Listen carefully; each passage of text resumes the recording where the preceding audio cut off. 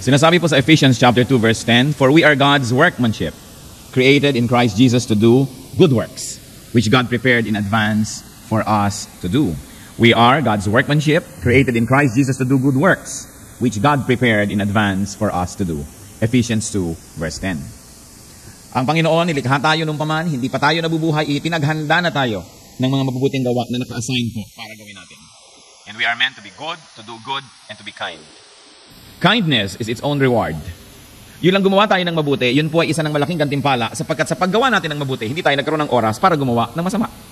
Therefore, yun palang reward na. But God is so kind that He even rewards kindness with more rewards, with surprisingly wonderful rewards, and with amazingly inconceivable rewards. How kindness of the poor gave life to 2 dead people is the interesting focus of our attention today. Dahil sa kanilang kabutihan ng dalawang taong ito sa mga kapuspalad, sa mga mahihirap, nagkaroon sila ng kamanghamanghang gantimpala mula sa Panginoon. Ang ating pong pag-aaral pinamagatang how kindness can extend your life. Dear Lord, we thank you that you are kind. We thank you that you are good to us. Salamat Panginoon, kayo po'y mabait at mabuti. At kami tagatanggap na yung mga kabutihan. Sa aming pagbubulay-bulay na yung salita, ipahiwatig, linawin, at ituro nyo sa amin, Panginoon, kung ano ang personal application nito sa aming buhay. Humihingi kami na kayo ang maging tagapagsalita, mangusap kayong may kapangyarihan, paglinawin nyo po ang aming isip, bigyan nyo kami ng kapayapaan at nang sa gayon wala kami ibang pagtuunan ng pansin kundi kayo lamang. We surrender every thought at the feet of Jesus. And we ask you, Father, to speak powerfully. Use your servant as your footstool, as your instrument, but be the speaker, O God. We seek only you. We don't want to hear a human voice. And we ask you to speak powerfully. Nawa, Panginoon, sa aming pagtitipon, kayo rin po ang manaig sa aming puso, sa aming kapaligiran. Frustrate, Lord, destroy the presence and work of evil in our midst. At anumang balak ng masasamang espiritu, masasamang tao, laban sa iyong mga anak ngayon, inyo pong sugpuin sa pamamagitan ng liwanag ng iyong anak na si Jesus. Itinatagubilin din namin sa iyo, maging aming mga mahal sa buhay, mga tinatangkilik, mga tahanan na di namin nakikita ngayon, kayo rin po ang maging tagapag-ingat. Katawa ang puso namin ngayon, matamnan ng iyong salita. Mamunga ito ng mabubuting gawa. Speak, Father, to your people. We are the sheep of your pasture, your church, your nation. May your words give us enlightenment. In Jesus' mighty name we pray. How kindness can extend your life. It's a very interesting aspect of life, that life can be extended even in a miraculous way. Tingnan po natin ang kaso ng isang babaeng napakagabuti sa mga mahihirap, lalong-lalo sa mga balo. Tabitha, from death to life. In fact, Tabitha, from physical death to physical life. Acts chapter 9, verses 36 to 41. In Joppa, there was a disciple named Tabitha, which when translated is Dorcas, who was always doing good and helping the poor. About that time, she came sick and died, and her body was washed and placed in an upstairs room. Lydda was near Joppa, so when the disciples heard that Peter was in Lydda, they sent 2 men to him and urged him, "Please come at once." Peter went with them, and when he arrived, he was taken upstairs to the room. All the widows stood around him, crying, and showing him the robes and other clothing that Dorcas had made while she was still with them. Peter sent them all out of the room. Then he got down on his knees and prayed. Turning toward the dead woman, he said, "Tabitha, get up." She opened her eyes, and seeing Peter, she sat up. He took her by the hand and helped her to her feet. Then he called the believers and the widows and presented her to them alive. Isang kamanghamanghang istorya na kuminsan pag binabasa na lang natin lagi, parang nawawalan na siya ng magic para tayo magulat. Pero nawa, hindi ganun ang maging attitude natin when we're reading. Because this is a wonderful, wonderful, earth-shaking story. So isang babae, si Tabitha, translated name Dorcas, was always helping the poor. Ang kanya pong area of helping ay mga widows. Hindi natin alam kung siya man ay widow, hindi natin alam. Ang alam natin, siya ay masipag at may konting kaya. She died. Namatay ang matulungin. And because Peter was known to be an instrument of the Lord for many miracles, and Peter was in a nearby place, the brethren called Peter. Ipinasundo, ipinatawag. Pumunta po kayo dito, agad-agad. Yun ang kanilang pakiusap kay Peter. And so Peter went. Meanwhile, yung pong bangkay ng babae ay nilinis, sinugasan, binihisan, at inilagay doon sa isang kwarto sa taas ng bahay. The upper room. So may kaya. Kasi yung mga walang kaya, yung kanilang bahay, pagpasok mo, nandun na nakatira yung mga hayop sa loob, tapos may konti lang na hakbang ka, mga 2-3 hakbang, meron silang tulugan na mataas ng konti sa tulugan ng mga hayop, doon na sila. Pero yung mga may kaya, meron pang upper room. So may kaya itong si Tabitha. And the widows were all there, and they stood around Peter crying, showing Peter exhibit A of Tabitha's goodness. Itong mga nag-iiyakan na to at mga nalulungkot at naglulukos ng mga balo, ipinakita nila kay Peter yung kanilang mga damit, mga shawl, mga bagay-bagay na hinabi, ginawa ni Tabitha para sa kanila. Kung kayo kaya ang biglang namatay, ano kaya ipakita ng mga tao sa mga darating? Listahan ng utang? Mga listahan ng sama ng loob? Pero sila ipinakita, eto mga ginawa niya nung nabubuhay pa siya. Sobrang nabagbag ang dami nitong si Peter. Sabi niya, kawawa naman itong mga balo na ito, nawala na sila ng champion, nawala na sila ng tagabigay, ng tagatulong. So sabi, magbabaan nga kayong lahat. Labas. Manaog kayo. And Peter went down on his knees and prayed for Tabitha. At inutusan itong bangkay, Tabitha, bangon! At bumangon ang bangkay na ito. And Tabitha came back to life. Yan ang storya. Ngayon, anong kinalaman natin dyan? Kaya ang tinanong ko kanina, kung tayo ang biglang sumakabilang buhay, ano kaya ang pag-uusap-usapan ng mga nakikipaglamay? Siguro yung mga nakikipaglamay, may mabuti-buti pang masasabi, pero yung mga hindi nakipaglamay, yung mga ayaw pumunta, ano naman kaya ang dahilan? Isang babae na dahil matulungin sa mga kawawa, lalo na sa mga balo, binigyan ng extension ng buhay. Na-extend pa siya. Mayroon naman isang lalaki. Let's take a look at Cornelius. From life to life din, tulad ni Tabitha. Kaya lang ito, from physical life to eternal life. Dati from physical death to physical life. Itong si Cornelius, hindi naman namatay, pero nagkaroon ng buhay na walang hanggan. Sinasabi po sa John 5:24, I tell you the truth, whoever hears my word and believes him who sent me has eternal life and will not be condemned. He has crossed over from death to life. So tayo po palang mga buhay pa para makaiwas tayo ng tunay na kamatayan, dapat ay may mangyari sa atin. Pakinggan ang salita ni Kristo, paniwalaan siya, at mula sa sitwasyon natin ngayon, malilipat tayo sa buhay na walang hanggan. Mamatay man ang katawan natin, yung katawan lang ang namatay, pero ang espiritu hindi. Lumipat lang from this life to the next life. Because the saved won't be judged. And the saved won't die anymore. Acts chapter 10 verses 1 to 5, kasaysayan ni Cornelius. At Caesarea, there was a man named Cornelius, a centurion in what was known as the Italian regiment. He and all his family were devout and God-fearing. He gave generously to those in need and prayed to God. How often? Regularly.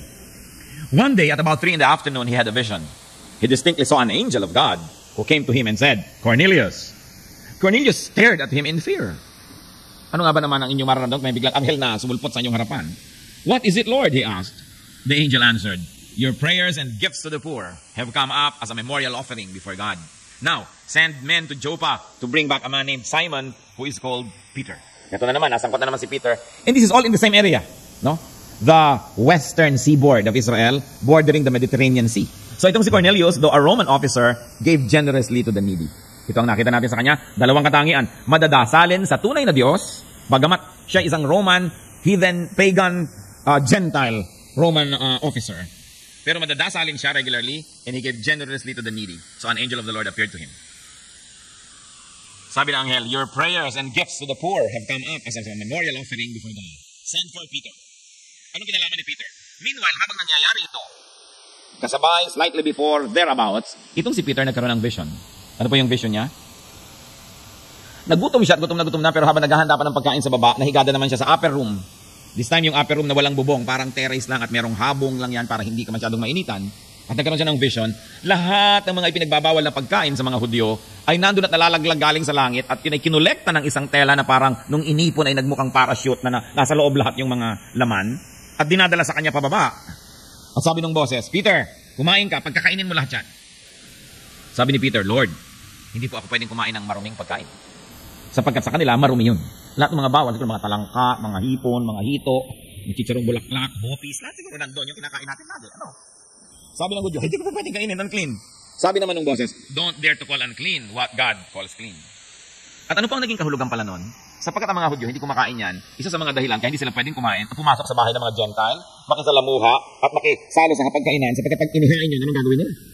Hindi sila pwedeng kumain. Kaya nagiging dahilan para lalo huwag silang makisalamuha. Yun pala, ito inihahanda si Peter. Inihahanda si Peter dahil sabi, kay Cornelius, magpadala ka ng mga tao, ipasundo mo dun sa address na ito, si Peter, Simon, also called Peter. At anong mangyayari? Acts 10:19-22. While Peter was still thinking about the vision, the Spirit said to him, Simon, 3 men are looking for you. So get up and go downstairs.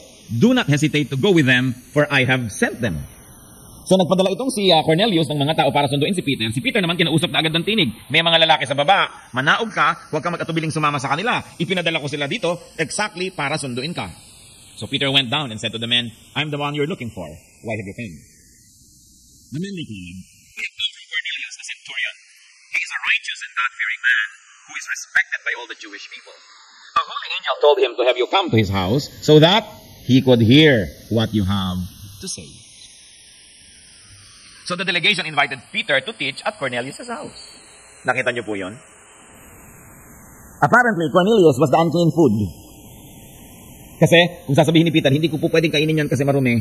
Pwede rin niyang sabihin, Lord, hindi po ako pwedeng pumunta sa bahay ni Cornelius kasi marumi. Kasi, Gentile siya, Roman. Kalaban pa ng aming bansa. Officer pa. So, yun pala siya ang katumbas. Na, huwag mo sabihin marumi yan, basta kainin mo. Yun pala, huwag mo sabihin marumi ang Gentile. Puntahan mo basta, pinapapunta kita. Yung tradisyon ninyo, talikuran mo, may pinapautos ako sa iyo, puntahan mo si Cornelius. Nakita niyo po yan? And Peter went.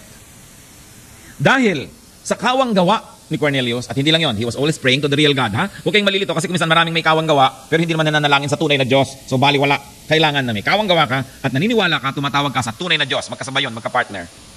So, sapagkat siya ay isang Gentile, hindi niya alam ang Word of God, hindi niya alam ang teaching, hindi niya kilala ang tunay na Diyos, generally, tinatawagan lang niya, pero hindi niya alam ang detalye, hindi niya alam ang mga katuruan. So, anong ginawa ng Panginoon? Binigyan siya ng gantimpala. Dininig ng Diyos ang iyong mga dalangin at ang mga bunton-bunton mong regalo sa mga mahihirap, naging parang isang monumento para sa Diyos, isang bantayog, at yan ay kinikilala hanggang langit.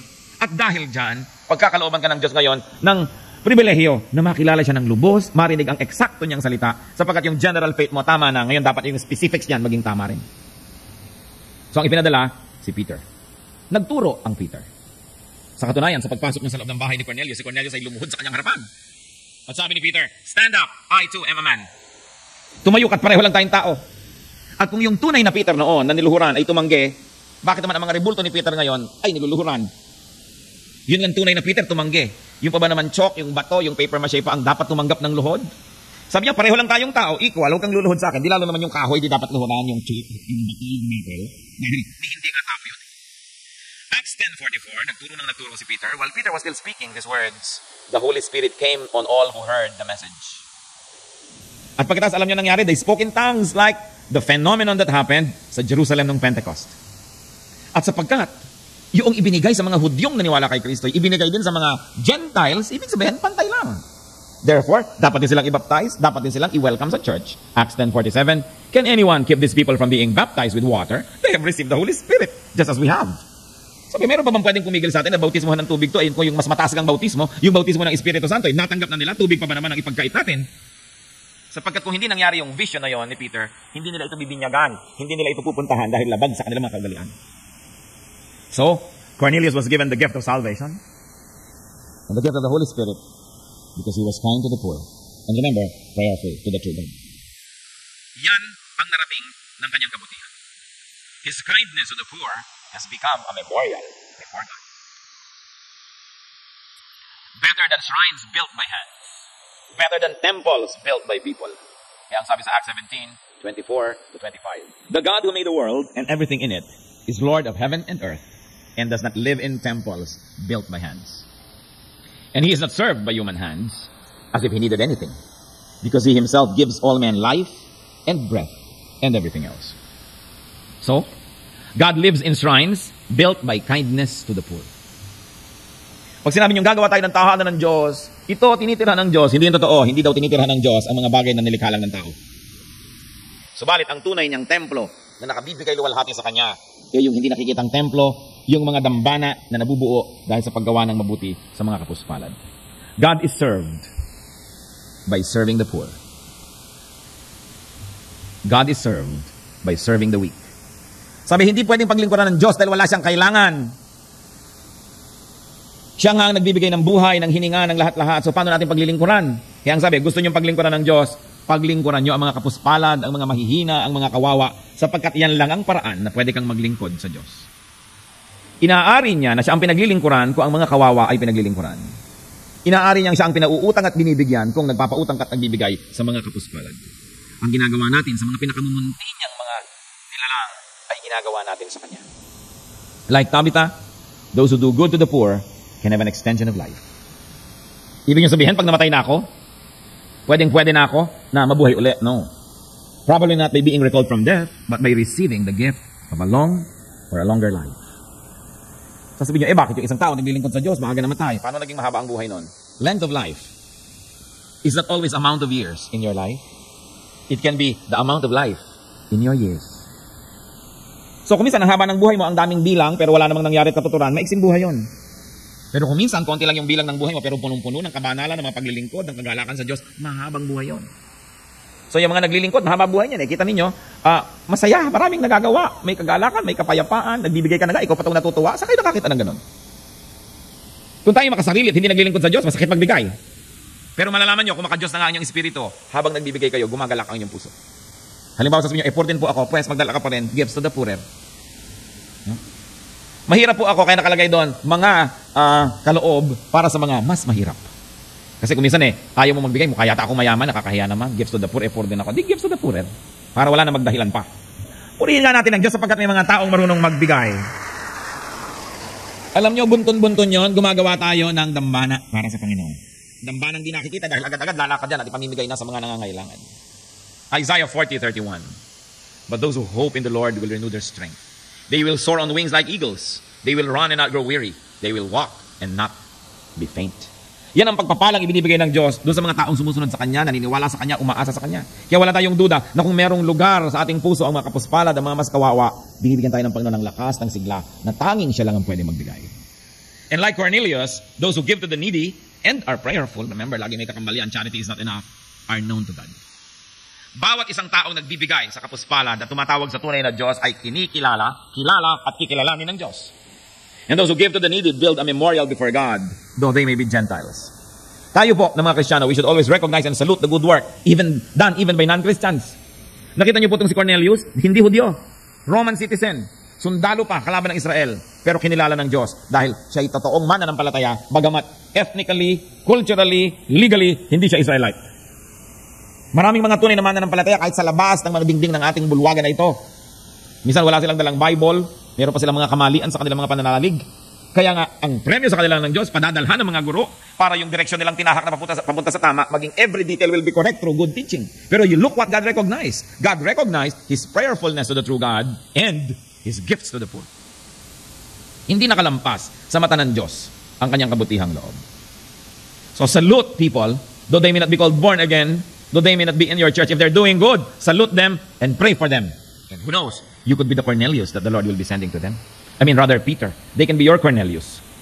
Pag nakakakita po kayo ng mga taong gumagawa ng mabuti, lalo nyo ipanalangin, lapitan, turuan, para ang ginagawa nilang mabuti, lalong ma-fine-tune. Kinikilala yan ng Diyos. Good works can lead to salvation. Now, don't get me wrong, hindi ko sabing good works earn salvation. But it can lead to salvation like in the life of Cornelius. May good works na siya ang ginawa ng Diyos. Itama na ito para talagang wala na siyang kulang, itama ang doktrina nito, turuan.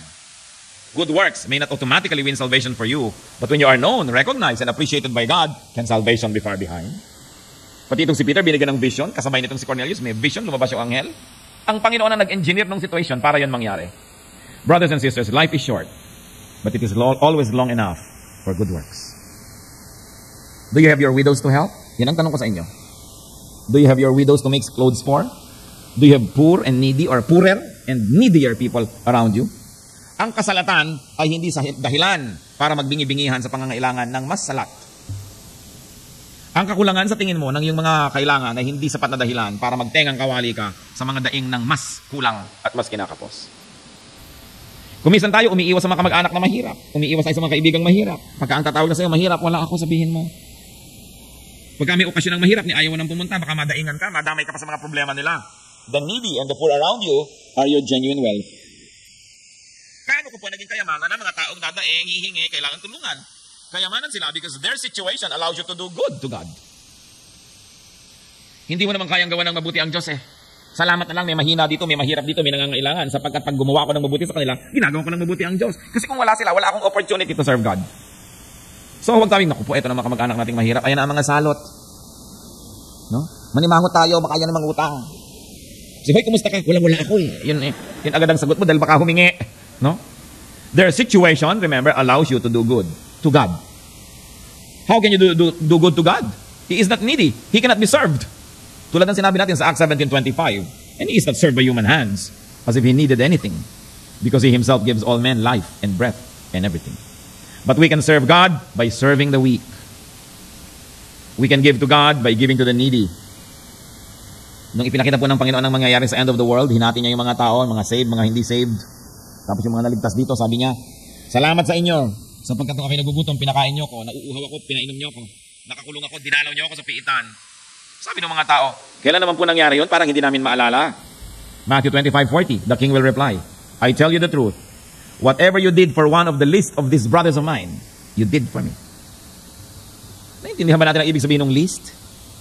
Kung anong ginawa nyo dito sa pinakawalang kwenta, pinakakawawa, pinakakaliit-liitang ito ng mga kapatid ko, ginawa nyo sa akin. Sino po ba yung least? Hindi lang yung least economically able. Kung minsan yung least likable. Madali namang magbigay sa taong nagugustuhan natin eh. Pero nagbibigay pa ba tayo sa nakakainis? Yung nakakayamot. Yun yung least likable. Nagbibigay pa ba tayo sa hindi tumatanaw? Yun ang least, grateful. Nagbibigay pa ba tayo doon sa magalang? Yun ang least respectful. Sabi, whatever you do to the least of this, you do to me. Kung nagbibigay po tayo doon sa nakakatuwa at nagbibigay din in return, hindi naman pagbibigay yun kasi may kapalit eh. Una, mabuti siya, pinapasalamatan ka rin, may kapalit. O kaya nauna na yung kabutihan niya, yung niceness niya, nagbibigay ka, so ikaw naman yung nagpapalit. So it's just an exchange, it's not giving. Giving is when the recipient did not, cannot, and probably will not return your kindness. That is giving. Kasi kung gumagawa ka lamang dahil balang araw, gagawa ka rin niya ng mabuti, you're only investing, hindi ka giving. Ang giving, yung ibinibigay mo sa hindi kayang magsukli, magbalik, o magbayad. Tulad ng ginagawa ng Diyos sa atin, kaya ba natin magsukli ng kabutihan niya? Kaya ba natin magbayad? Pero binibigyan niya tayo. Yun ang tunay na pagbibigay. People need love, especially when they don't deserve it. And so people need help, very especially when they don't deserve it. Because if they don't deserve it, 99% of the world will not help them. So sino ngayon ang magbibigay doon? Yung mga anak ng Diyos who will give to the least. Yung hindi nakarapat dapat bigyan, nabibigyan pa. Kasi nga, you give to the least. Parang tayo. Hindi naman din tayo dapat bigyan ng Diyos. Pag sinuri natin ito, yan ang hinahanap ng Panginoon. Because the Lord will win people not through a war, not through brute force, but through the power of love. Kaya ang itinuturo niya sa atin, yung mga hindi lovable, yun ang bigyan. Yung hindi likable, bigyan din yan. Kasi mababagbag din ang loob niyan, mararamdaman niya ang pag-ibig ng Diyos. Kung karapat-dapat na nga siyang talikuran, tinalikuran mo pa rin, sino na ngayon ang kukup-kup sa kanya? Di wala. Kaluluwa rin yun, mahal din yun ng Diyos. So it is important for us to realize that when we give to the needy, we please God.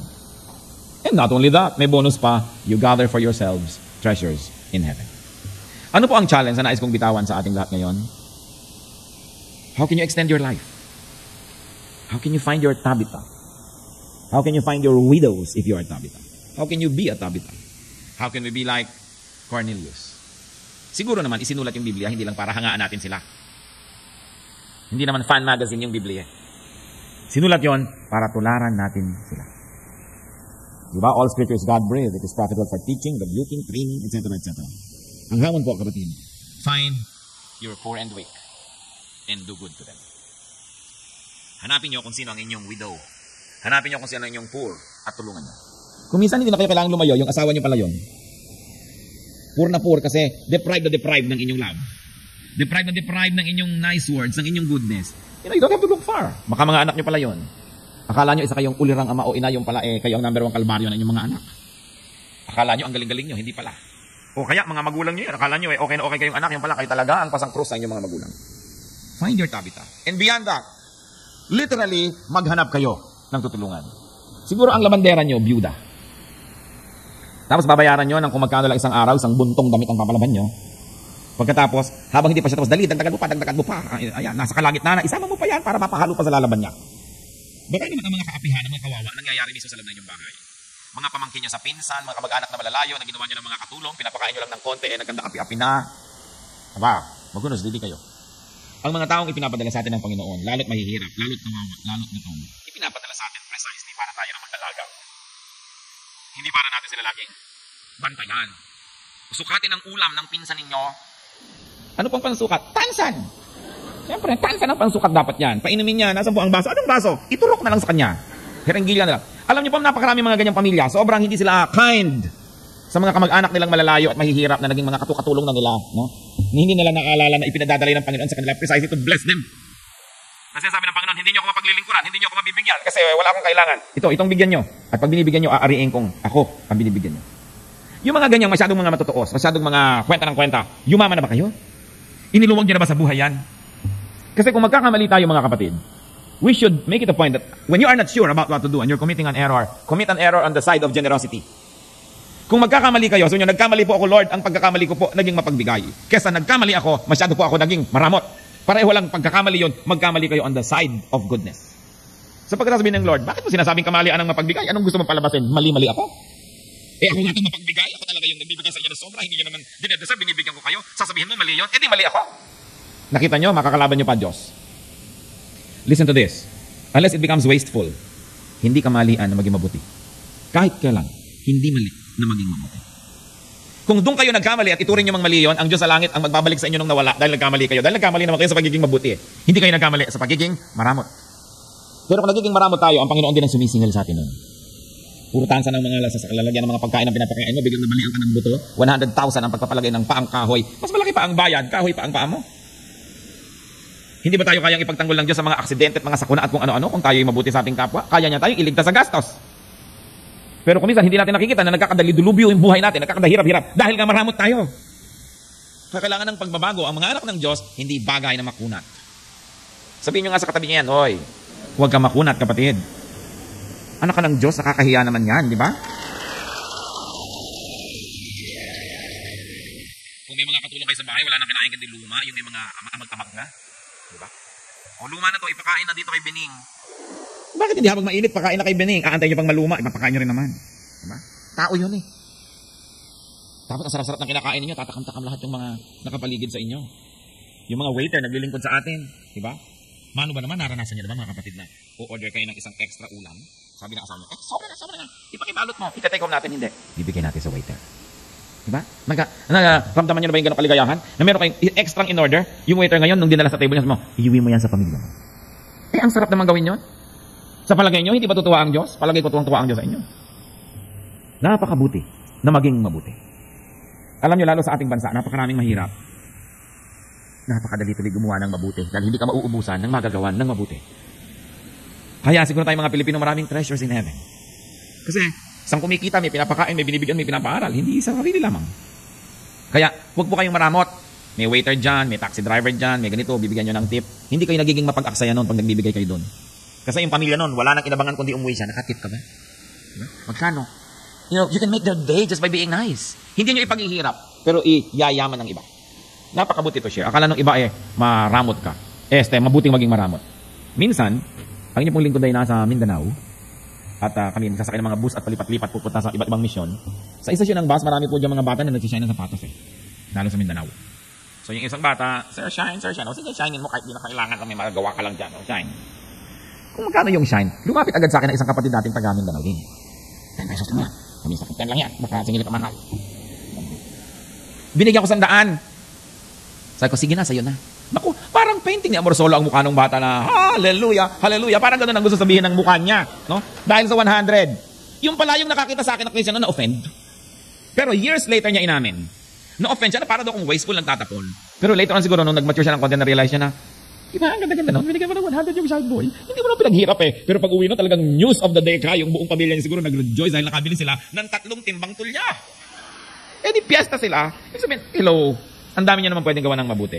Hindi yun wasteful. Hindi yun masama. I know some people who even skip good lunch para lang makapagbigay sa iba. May mga may kaya ng konti, middle class, kung minsan nagkikita-kita sila tuwing weekend, kumakain. But 1 weekend a month, nagtitipid sila ng sobra para yung pera nun ibibigay nila kung kanino. Nilikha tayo ng Diyos para sa mga mabubuting gawa. We were created for good works. If you are not doing good, you are in the wrong place and you are betraying your Creator. At ang napakasarap niyan, sa paggawa natin ng mabuti, ay hindi naman tayo nag-i-invest. Nagsusukli na nga tayo sa Diyos dahil nauna na siyang gumawa ng mabuti sa atin. Pero ang maganda pa noon, patuloy pa rin niya tayong pinagpapala dahil gumagawa tayo ng mabuti. Kumusta po kayo? Sino-sino ang mga inaapi niyo? Ha? Kung mo pamangkin mo na nakikitira sa inyo at nag-aaral, lagi na lang kanya ang likod ng bangus at mga buntot-buntot. Yung anak mo lagi ang mga tiyan at kung ano-ano. Alam niyo po ba na ang tunay na pagiging magulang, itrato niyo ang lahat ng batang anak niyo rin. Kasi anak tayo lahat ng Diyos Pagkakamag-anak tayo. Hindi yung anak mo lang ang liligaya, yung anak ng labandera mo nakahandusay sa gutom. Ariin mong anak mo rin yun.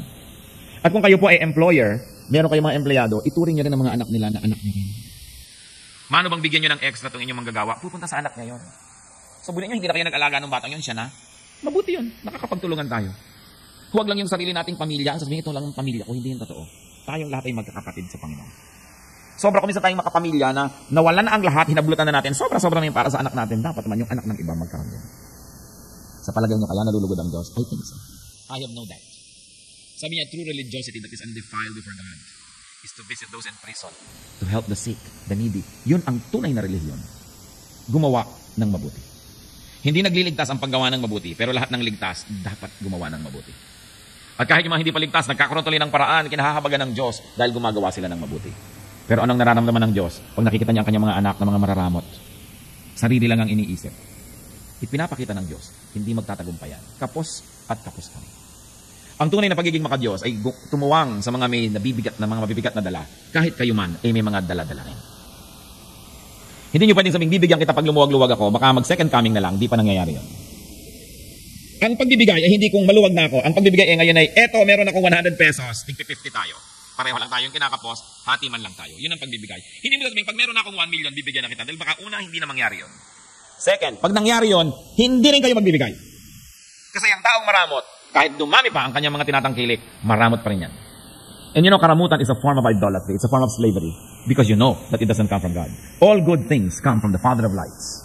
And you know that selfishness is not from God. So you know that when you are selfish, you are bound by the devil. And you must be free. And you can be free by the power of the Lord Jesus. Isang pagiging bilanggo, isang pagiging alipin, nakagapos ka kay Satanas kung ikay maramot. Hindi yan galing sa Diyos. Kaya dapat alisin sa ating buhay. Huwag kayo masyadong matakot. Paano naman pag nagbigay ako? Paano ako? Wala bang Diyos? May Diyos. Sumusunod ka sa Kanya, pababayaan ka ba niya? I don't think so. In our spiritual life, you keep only what you give away. And you lose what you selfishly keep. Yun ang irony ng buhay. Tulad ng love, the more you give it away, the more it comes back to you. Try to keep it only for yourself, and you lose it and nobody loves you. This is the wonder of good works. Goodness multiplies. Heavenly Father, salamat po sa inyong mga paalala. Ipakita nyo nga po sa amin ang tunay na kalagayan ng puso namin, Panginoon, kung kami po ay matulungin sa mga kapuspalad, mga mahihirap, mga kawawa. O baka naman kami pang nagsasamantala sa kanilang mga kahinaan. Ipakita niyo po sa amin, Panginoon, ang kabutihan ng maging mapagbigay. To the least, very especially.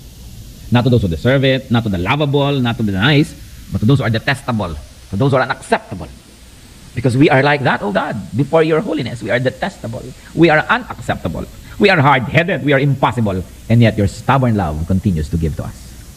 Nawa yung brand of love niyo, Lord, na walang patakaran, walang hinahanap na kapalit, walang hinihingi. Yun ang maging uri ng pag-ibig namin.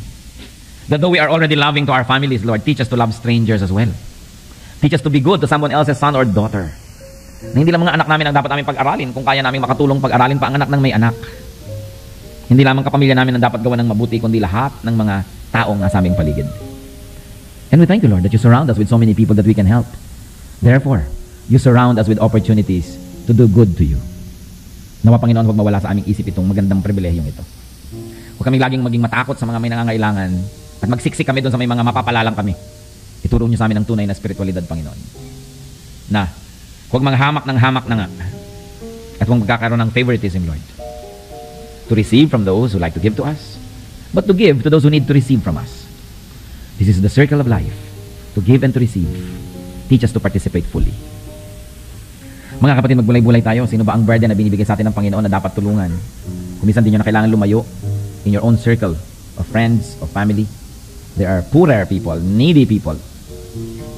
When the Lord gives us success, when the Lord gives us money, when the Lord gives us things, it's not only for us. He wants to bless people through us. Huwag nating sayangin ang pagkakataon ng paglingkuran ng Diyos. Lord, may you enable us to really love you by loving others. To really serve you by serving others. Lord, I pray for people who are here who may be selfish. Maybe sometimes too selfish not to even know na selfish pala siya. Buksan yung mata namin. Alisin mo, Lord, yung mga kasinungalingang binuo namin tungkol sa aming sarili. At hayaan yung makita namin aming sarili kung paano nyo kami nakikita. Allow us to see ourselves as heaven sees us. At Lord, kung meron po kami mga ginawang panglalamang, pangkakawawa, patawarin niyo po kami. Pinaalay namin aming sarili na maging extension of your goodness and kindness. Isang pagbabago ng pananaw. Pagbabago ng paraan ng pamumuhay. To be giving, to share. Because you first shared and gave to us. Mga kapatid, patuloy tayong magbulay-bulay at isipin natin. Ipahayag ng Espiritu Santo sa inyo ngayon kung sino ang inyong mission field. Sino ang dapat tulungan? Paano? What do you have at home? What is your strength? What are your possessions? What is your skill and talent that you can give? Let the Spirit minister to you. Be alone with the Lord for a while.